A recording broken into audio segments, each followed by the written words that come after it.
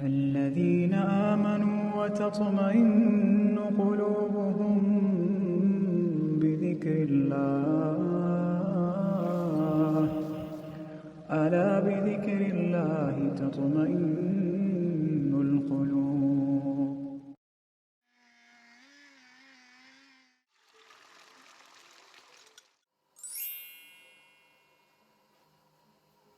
السلام عليكم ورحمة الله، يسعد لي مساكم وكل أوقاتكم. من وين كنتوا عم بتتابعوني بأي وقت كنتوا عم تحضروني؟ أهلا وسهلا فيكم بيوم جديد وفيديو جديد. كيفكن صبايا؟ شو الأخبار؟ طمنوني عنكم إن شاء الله يا رب. وانتوا عم بتشوفوا فيديو اليوم بتكونوا بخير وصحة وعافية. اشتقت لكم كتير ورجعت لكم بفيديو جديد كله نشاط وحماس، وكمان أكيد وصفات لذيذة وشهية. فبتمنى منكم إذا كنتوا أول مرة عم تحضروا فيديوهاتي وحبيتوا وما كنتوا مشتركين بالقناة، بتمنى منكم تشتركوا بالقناة وتفعلوا زر الجرس على الكل حتى تصلكم كل فيديوهاتي. صديقاتي وخواتي وحبيبات قلبي المتواجدين بالقناة، بتمنى منكم ما تنسوني من لايك والتعليق. ربي يسعدكم جميعا.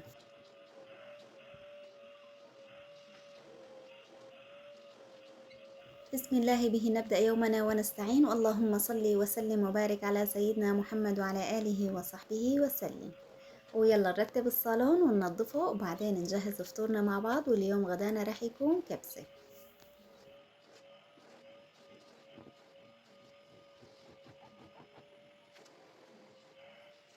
هلا هون بلشت بترتيب وتنظيف الصالون، او بالاحرى تقريبا خلصت 50% من تنظيف الصالون. رتبت الكنبايات كلياتهم، نفضتهم، مسحت الغبرة. باقي علي بقى تكنيس الكنبايات وتكنيس الارض والمسح. فقلت والله من زمان ما شاركتكم هيك ترتيب وتنظيف الصالون، خليني هيك شارككم هالروتين لحتى نتحمس نتشجع مع بعض. عن جد هيك روتينات التنظيف والترتيب ما احلاها، شقد بتعطيكم حماس، بتعطيكم طاقة، الواحد بيتشجع لحتى يقوم ويشتغل.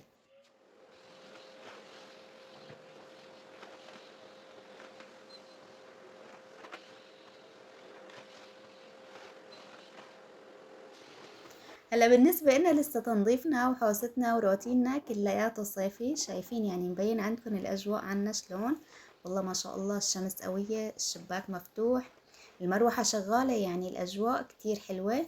لسه كمان مأجلين فقرة التعزيل والمد الشتوي وقال ايمت ما بعرف. فحاليا روتيننا وحوستنا مثل ما هي، ما تغير علينا شي، والشغل ما خاف. بكرة هيك بتجي الشتوية عن جد الشغل بيخف 50%. ما بعرف، يمكن لأنه كان بيتي أصغر من هيك، أو شفتوا يعني مع مد السجاد الواحد بيمد الصالون، بيمد تحت طاولة السفرة، غرف النوم، الممرات، بتلاقوا هداك الوقت بيصير تكنيس ومسح. مع انه والله حتى انا بالصيف يعني اذا بتلاحظوا ما بشطف ابدا ابدا.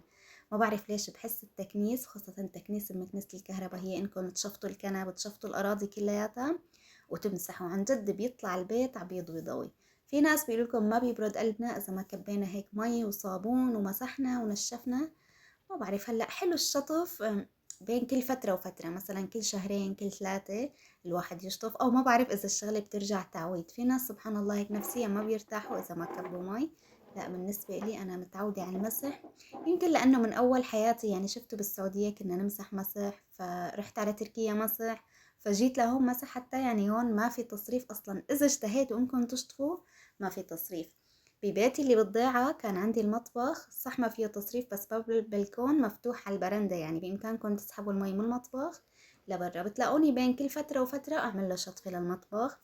هو فعلا المطبخ أحيانا بتحسوه يعني بيحتاج شطفة، خاصة إذا هيك كانت الطبخة كبيرة، انعجى، إذا واحد مثلا عزل خزن المطبخ من تحت، بتحسوه يعني هداك الوقت بده شطف. فبتلاقوني بكت المي، بحط صابون بفركها كلياتها، وبعدين بسحبهم بهدول المماسح اللي بيسحبوا المي سحب، اللي هن مخصصين هلا للحمامات، مع انه معنا تصريف فبنسحب المي فيهم سحب. فوالله بالنسبة إلي الصالون يعني مكتفية بالمسح، وبمسح بهاي المساحة. كل ما بصور روتين بيسألوني إيش رأيك بهاي المساحة. بالنسبة إلي كتير حبيتها. بحط مي وصابون، والله بستخدم أكتر شي العملاق والكلوريكس، بحطهم بسطل، بحط هاي المساحة بغسل فيها، بغسل يعني بالسطل، بعصر وبمسح فيها. ما شاء الله بيطلع عندكم الصالون مثل الفلة، ما بتغبش، ما بتعمل خطوط، ما بتهيك بتزغبر او بتوبر الارض، بيطلع معاكم مثل الفلة. هلا هون السيراميك عندي ما بتحسوا بلمعة، بس بيتي القديم بلمعة كمان نفس الشي. والله يعني كتير كويسة وحبيتها. فبالنسبة إلي معتمدتها يعني للصالون، لغرف النوم، للدرج. مثل ما قلت لكم للحمامات بشطفهم شطف وبسحبهم بهديك المساحة. شايفين شلون ما شاء الله المسح بيطلع ابيض ويضوي ما مغبش ولا في هدول الخطوط ولا السحبات، فالمساحة بالنسبة إلي كويسة. هلا هون بعد ما خلصت الصالون والمطبخ صاروا مثل الفلة فقرة الاستمتاع والتأمل. بعد ما نخلص شغلاتنا كلياتهم هيك لازم نلقي نظرة على الغرف، على الصالون، على المطبخ شلون مرتبين ونظيفين. عن جد يعني والله ما في أحلى من النظافة والترتيب. كل ما بصور الصالون مثلا بكون قاعدة عم بشرب قهوة أو شي وفاتحة البرداية وأشعة الشمس هيك فايتة، كتير صبايا بيكتبولي والله صالونك بيشرح النفس، ما تتركي بيتك، ما شاء الله بيتك مضوى وشريح. فعلا صبايا عن جد يعني ما شاء الله عندي هون الصالون حتى المطبخ، يعني من وقت اللي غيرت له البرداي بتلاقوا البيت كلياته يعني اتضوى كلياته صار مشمس ما أحلى. فإن شاء الله هيك رب العالمين إذا بده يبعتلي بيت يبعتلي هيك صالون وشريح، أشعة الشمس بتفتله من كل الجهات، بفتله الضوء عن جد ما أحلاه. سبحان الله هداك مع إنه كان بيتي بنص الحديقة بس ما كان فيه هالإضاءة هيك، يعني كان لازم نشغل الضوء من أول ما نفيق، وخاصة كان بناءه قديم فبتلاقوا الشباك بالزاوية والشباك صغير فما كانت تفتله هاي الإضاءة.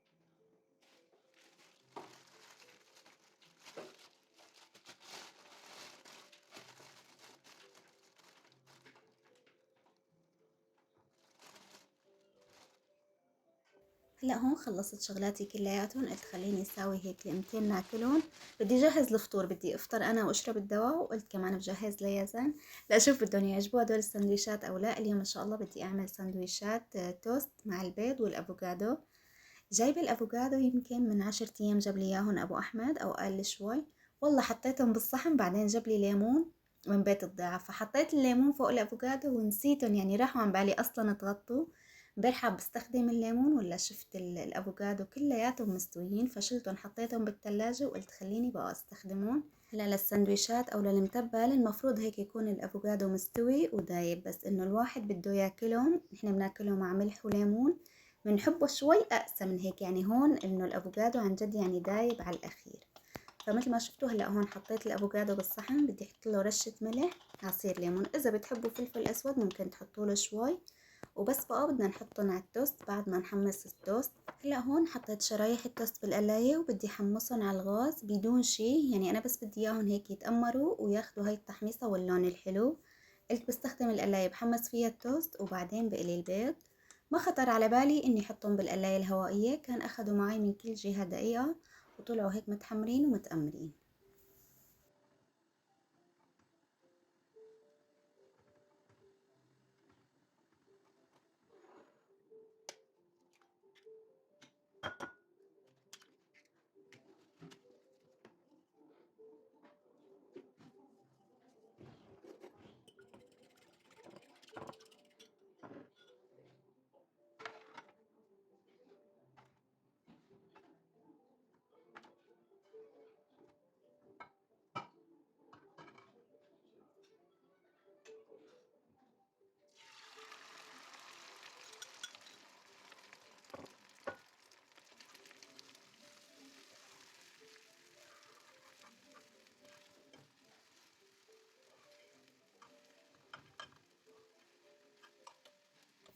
هلا هون مكونات السندويشات صاروا عندي جاهزين. شفتوا الافوكادو حطيت له ملح وعصير ليمون، هو بيعطيه نكهة طيبة وهو كمان بيحافظ على لون الافوكادو. البيض قليته مع ملح وفلفل اسود، والتوست حمصتهم وصار كل شي جاهز. بامكانكم كمان تعملوا البيض مع فطر، شفتوا السندويشات بيقدموها بالمطاعم بيض مع فطر او البيض لحال والفطر كمان مقلي لحال، كمان بتطلع السندويشة طيبة. بإمكانكم كمان شرايح التوست تدهنوا شريحة من هذا الخليط الأفوكادو وشريحة تانية جبنة سائلة، بس هيك رح تصفي عندكم السندويشة كتير دسمة. بإمكانكم كمان تحطوا من هذا الجرجير الصغير، بيقولوا انه بيعطيها نكهة كتير طيبة للسندويشات. انا اليوم حبيت بس حط بيض وافوكادو، هيك بدي استمتع بنكهة البيض مع الافوكادو، وهي اللي متعودة عليها، هي اللي بسويها دائما صراحة، ما بضيف شي تاني لانه شفتوا يعني الافوكادو لحاله دسم فما حبيت حط جبنة سائلة، اكتفيت مثل ما هي. عن جد على قد ما قلت لكم صبايا كانت السندويشة كتير طيبة. طعمة البيض مع عصير الليمون مع الملح مع الافوكادو كتير طيبين ولابقين مع بعض. أطيب من الكرواسانات اللي عملتهم من كم يوم. هداك اليوم يعني كانت نكهة الزبدة طاغية على كل النكهات، بس للأمانة سندويشات اليوم كانوا كتير طيبين.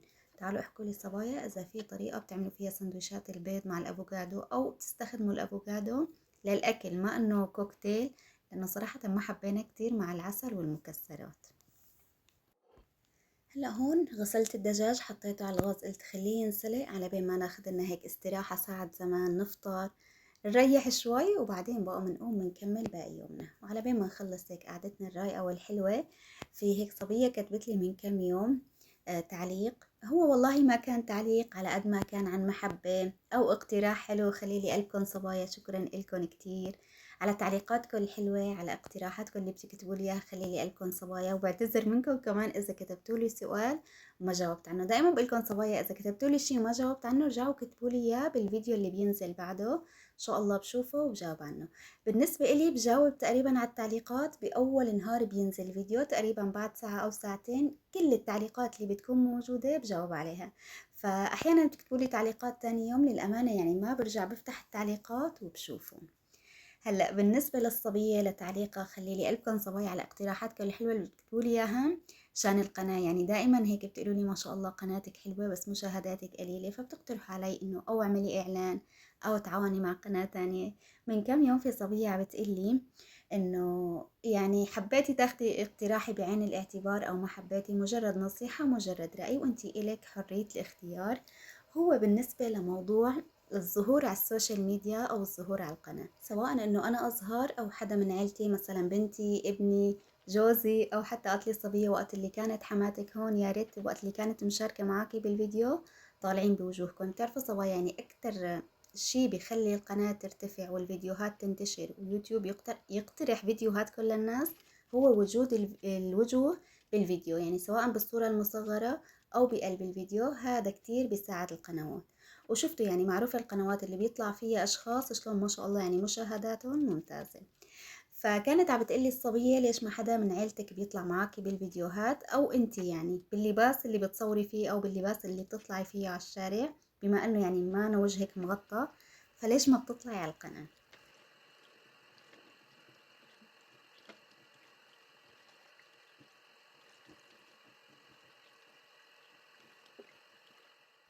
صراحة يعني هذا الاقتراح كتير جايني قبل من هيك، كتير صبايا بيكتبولي انه ليش ما بتطلعي بالفيديوهات وشوفي القناة الفلانية ما شاء الله شلون مشاهداتها، او ليش ما بتطلعي حدا من عيلتك.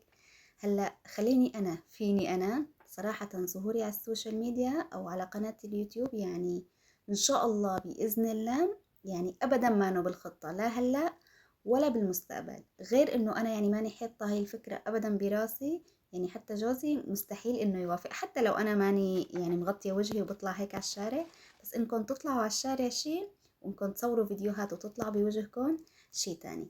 بالنسبة إلي بالنسبة لقناتي يعني ما بحس إنه ظهوري رح يأثر يعني على الفيديوهات. مثلا أنا طالعة هلأ عم بطبخ وبعمل روتين وبنظف، يعني إيش فرق الفيديو إذا فيه وجهي أو ما فيه وجهي؟ بالنسبة إلي يعني بالنسبة للمشاهد، غير إنه أوكي فيه فرق بالنسبة لليوتيوب والاقتراحات اليوتيوب ولانتشار القناة، أكيد فيه فرق.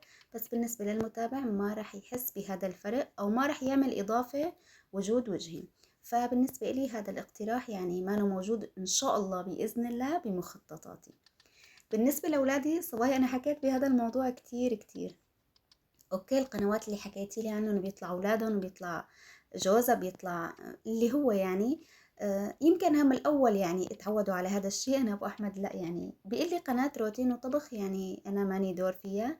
أولادي كبار يعني لو إنهم صغار ممكن تحطوهم تقعدوا تحكوا معاهم تدردشوا معاهم آه، بيشاركوا. أنا أولادي وصلوا ما شاء الله مرحلة يعني صاروا شباب، يعني إلهم رأيهم إلهم شخصيتهم، ما فيك تفرضي عليهم تعالوا أصوركم تعالوا أحطكم بالفيديو تعالوا شاركوا معي.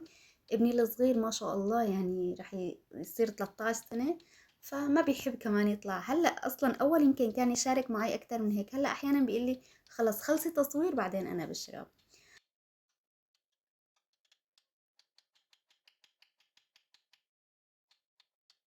فوالله بالنسبة لأولادي تاركتهم على راحتهم، ما بجبرهم على شيء، ومثل ما قلت لكم يعني ما بحس في هالإضافة بالفيديو. بالنسبة إلي إن شاء الله يعني بإذن الله ما أنا بالخطة بقى، ما بعرف بالأيام بالمستقبل إيش ممكن الواحد يتغير بقناعاته. فإن شاء الله الواحد هيك بيتغير للأحسن وللأفضل. والله مو إنه انتقاص من حدا أو إنه مثلا اللي أنا عم بعمله صح واللي هن عم بيعملوه غلط، لا، كل واحد عنده خطة ماشي عليها، عنده مبدأ ماشي عليه. ملاقي هذا التصرف صح، ملاقي هذا التصرف ما بعرف، يعني هاي حرية شخصية، كل واحد بيعمل اللي بيناسبه وملاقي صح. مثل ما قلت لكم صبايا، إن شاء الله بإذن الله متابعين هيك، وإن شاء الله مع الأيام بتكبر القناة بدون ما نطلع ونظهر على السوشيال ميديا.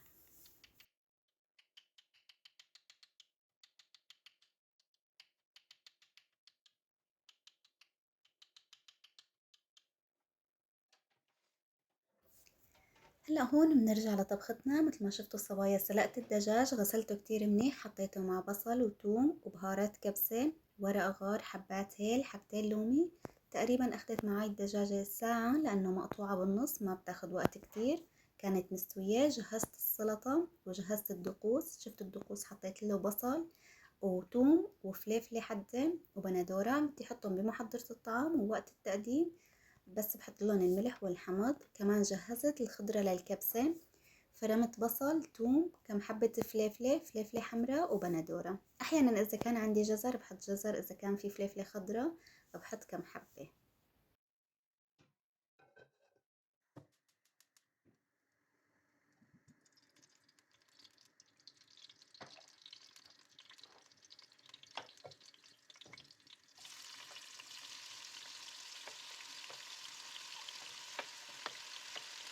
هلا هون بعد ما استوى عندي الدجاج شلته على صينية الفرن، بدي احطه بالفرن لحتى يتحمر. حطيت شوية زيت نباتي وبدي بلش بقى احضر التقلاية للكبسة.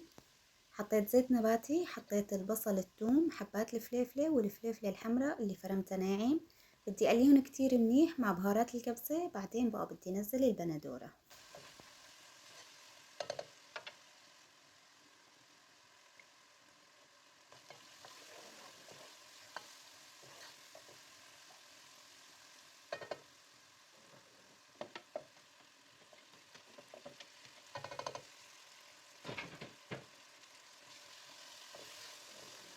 هلا هون بعد ما تقلت عندي البصل، الثوم والفليفلة مع بعض وطلعت هيك ريحة البهارات، بدي نزل البندورة.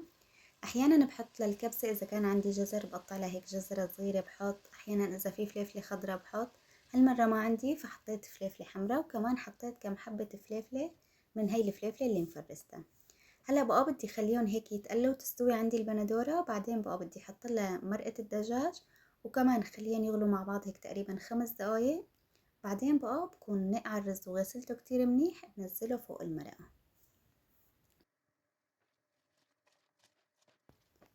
هلا هون بعد ما غلت عندي المرقة غسلت الرز المنقوع. تقريبا رز الكبسة ما بحب انقعه كتير، احيانا يعني 10 دقايق، 7 دقايق، 8 دقايق. وبغسله قبل ما انقعه، بغسله كتير منيح. بعد ما انقعه هيك بعمله دور او دورين وخلص بقى بنزله على مرقة الدجاج، يعني سواء للمضغوط، للكبسة، للمندي. ما بعرف، بحس الرز الطويل او رز الكبسة يعني ما بده نقع مثل الرز المصري. بالعكس الرز المصري دائما بنقعه بمي مغلية وبتركه نص ساعة 3/4 ساعة، بتلاقوا كل ما نقعتوه أكتر بتتفلفل معاكم الحبة وبيطلع غير شكل. بينما رز الكبسة بنقعه بمي عادية، ومثل ما قلتلكم أكتر شي 10 دقايق وبغسله قبل النقع، وانتو بتطلع معاكم الكبسة غير شكل.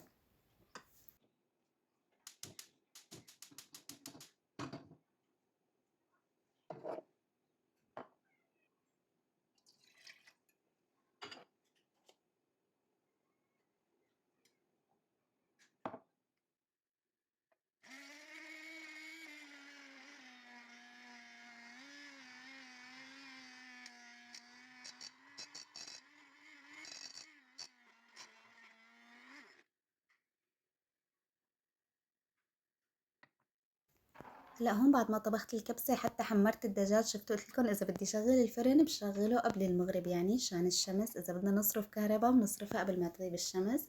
سويت السلطة وسويت الدقوس، جهزت كل شي. اتصل علي أبو أحمد قال لي متأخر شوي بالشغل. سبحان الله، كل ما بتكون هيك الطبخة كبيرة، أكلة طيبة، شغلة لازم تتاكل فورا، بتلاقوهم بتأخروا بالشغل. فقلت لحالي خليني اترك هيك الكبسة على جنب. والله غطيتها هيك بمنشفة. الدجاج انه بالفرن تحمر، قلت ما بيأثر عليه شي. خلينا هيك نعمل تصبيرة على بين ما يجوا من شغلهم. هون كانت بنتي جاية من الجامعة تقريبا على الساعة 4، 4:30 المساء. شفتوا السينابون عملناه قبل بيوم، قلت خليني هيك اعمل نسكافيه كابتشينو نشربهم مع بعض على بين ما يجوا الشباب من شغلهم.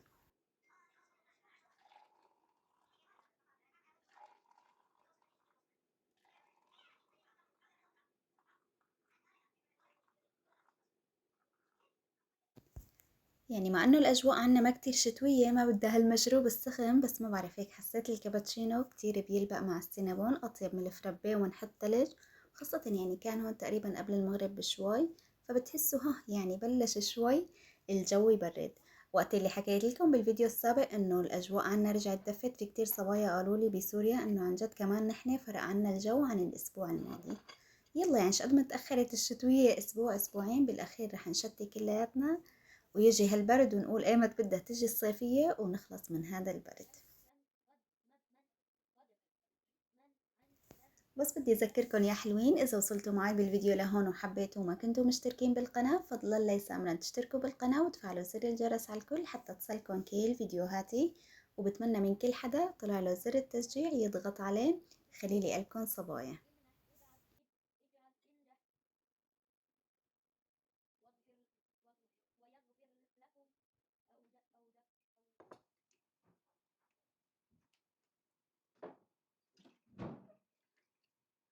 أحلى شي بتأخيرتهم من الشغل هي إنه الرز يتهدى. شفتوا الرز كل ما طبختوه قبل بوقت وتركتوه هيك مغطى عن جد بيتفلفل معاكم وبيطلع غير شكل.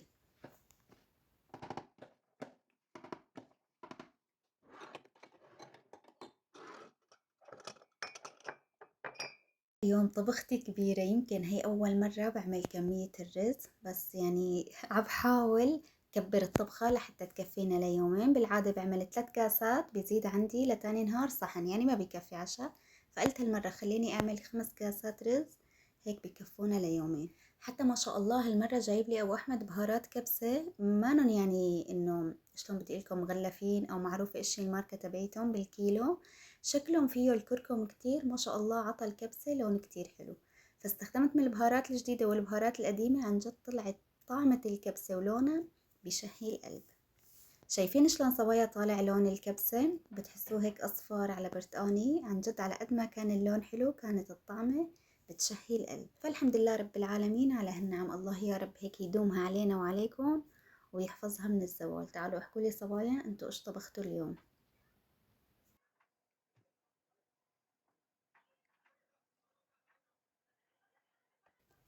بالعادة وقت اللي بدي أحمر الدجاج، يا إنه بحط له مثلا مسحة زيت، بحط له شوية بهارات، أو أحيانا بعمل صلصة مع عصير ليمون مع شوية توم مع شوية بهارات، بدهن الدجاجة وبدخلها على الفرن لحتى تتحمر. بس مثل ما قلت لكم هالمرة بهارات الكبسة يعني عطى لون وطعمة كتير كويسة للمرقة، فحسيت الدجاج أخذ لون كتير حلو، ما حطيت له شي أبدا أبدا، مثل ما هو دخلته على الفرن بس هيك تحمر، عملت له مسحة بالزبدة، عن جد طلع مقمر ولونه كتير حلو. وبس والله صبايا لهون بكون وصلت معاكم بالفيديو لنهايته. ان شاء الله يا رب تكونوا انبسطتوا وانتوا عم تحضروا فيديو اليوم، وانتظروني بإذن الله بفيديو جديد بروتين جديد على خير وهداة بال. بحبكم كتير وتصبحوا على ألف خير.